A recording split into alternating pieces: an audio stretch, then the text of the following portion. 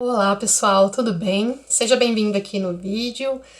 Inscreva-se no canal, curta o vídeo e deixe sua experiência nos comentários. O vídeo de hoje é diário de paciente, relatando a rotina, da pessoa com doença falciforme, com o intuito de compartilhar a minha rotina, de deixar com que vocês também compartilhem de vocês e para vocês mostrarem o vídeo para algumas pessoas que às vezes não compreendem a vida da pessoa com doença falciforme, acham que é fácil, acham que não é tudo isso que a gente fala, né? Vou mostrar a rotina básica quando tudo está bem e ela já é agitada. Então imagina quando a gente está em crise. Então é para as pessoas que também não compreendem, não entendem, vir conhecer um pouco da vida da pessoa com doença falciforme. Primeiro que é um pouco trabalhoso a rotina, precisa de uma organização, precisa de uma persistência do paciente, a gente precisa estar sempre bem focado, né? Um montão de papelada aqui comigo que eu vou mostrar para vocês. A minha rotina ela é a cada 3 meses, pelo menos no hematologista, porque é o médico principal, da doença, mas a gente precisa de um atendimento multidisciplinar, porque a gente tem várias alterações, então é uma correria. Até eu vim pensando ontem da médica no caminho, pensando assim, às vezes uma pessoa tem uma doença em um problema só, então ela vai só naquele médico sempre. E para vocês compreenderem, quem tem a doença falciforme precisa de inúmeros médicos ao longo do ano.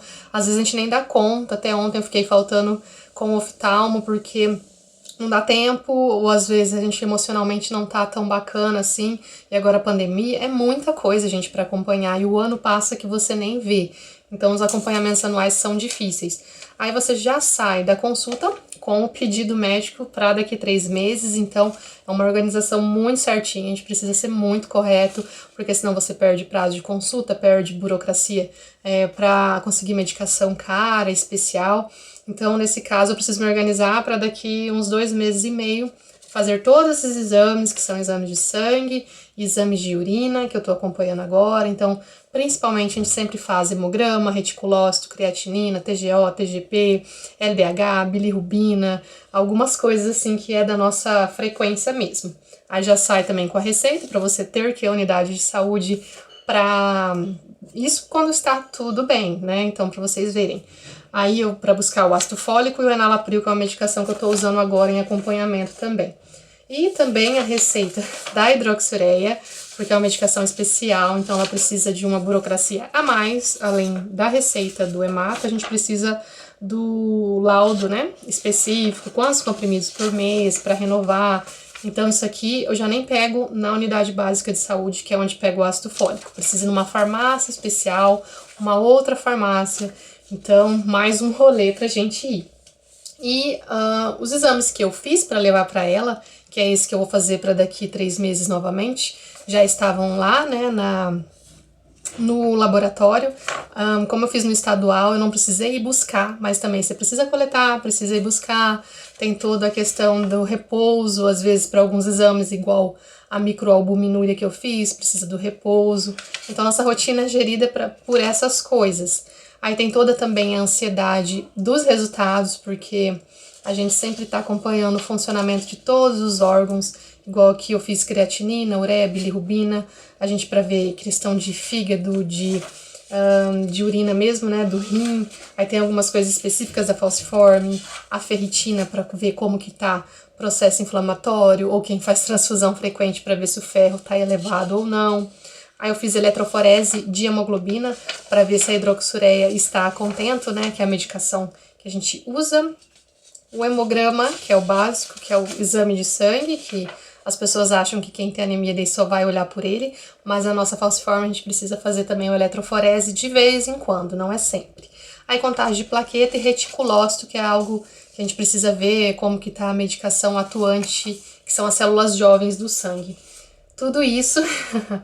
E também aqui tinha algumas, eu levei para tirar dúvida com ela, 2 receitas que eu peguei de outro médico para ver o que ela achava, que é vitamina D e vitamina B12, que volta e meia a gente precisa tomar.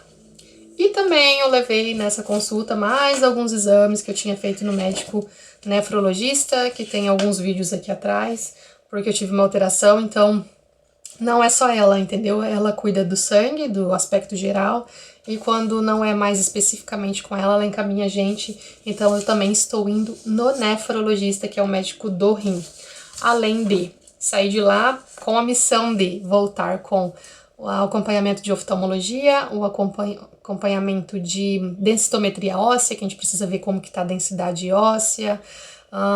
Isso fora os acompanhamentos que eu tô fazendo por parte, né? Que eu tô indo no endocrinologista, que eu preciso desse acompanhamento, ginecologista, que é de sempre, que eu também estou para fazer uma cirurgia, gastroenterologista, que eu preciso ir para ver como que tá fígado e tudo mais especificamente.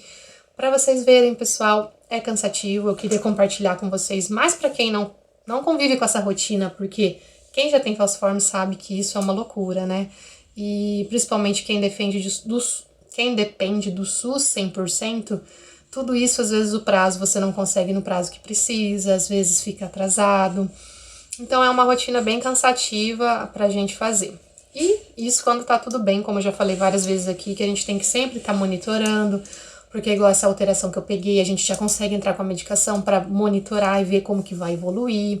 Não pode, a gente não pode ser aquele paciente que deixa tudo correr e só descobre quando a alteração tá bem mais grave. Aí é pior, às vezes você não vai conseguir ter uma evolução tão bacana quanto você descobrir antes, entendeu? Além de tudo isso também, a gente precisa manter todas as vacinas em dia, que não é pouca coisa, então sempre tem que estar dando uma olhada nisso aí.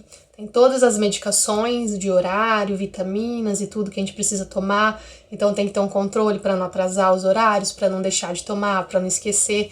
Tem que virar um hábito, é bem complicado. A gente tem que também se esforçar para ter atividade física saudável, para manter o corpo bem. Alimentação também mais saudável possível, mais variada, para que a gente possa ter uma saúde equilibrada. Então, são bastante correria, assim, né? São bastante coisas para os pacientes ficarem atentos aí, dá bastante trabalho. Então, tenha empatia, tenha bastante entendimento e acolham essas pessoas, tá? Entendeu? Então, trabalhar numa medicina preventiva. E eu tenho toda essa obrigatoriedade dos 3 meses por conta da hidroxureia, então vai depender a medicação que a pessoa usa, se ela não usa a hidroxureia, ou às vezes pode ser mais intenso ainda quem faz transfusão frequente, sempre tem que fazer a transfusão, às vezes está em regime transfusional, precisa de ter outras medicações para quelar o ferro. Então vai depender de como o paciente está evoluindo, mas sempre é uma correria mesmo que o paciente esteja bem. Então, eu queria compartilhar com vocês, compartilhe com aquelas pessoas que acham que quem tem falciforme é só uma anemia básica, e não é, né?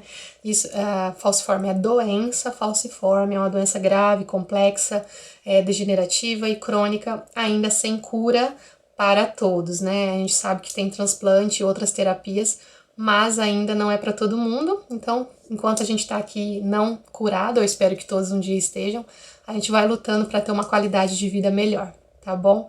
Então fiquem com Deus e até o próximo vídeo. Deixe sua experiência aqui nos comentários, o que vocês acharam. Abraço!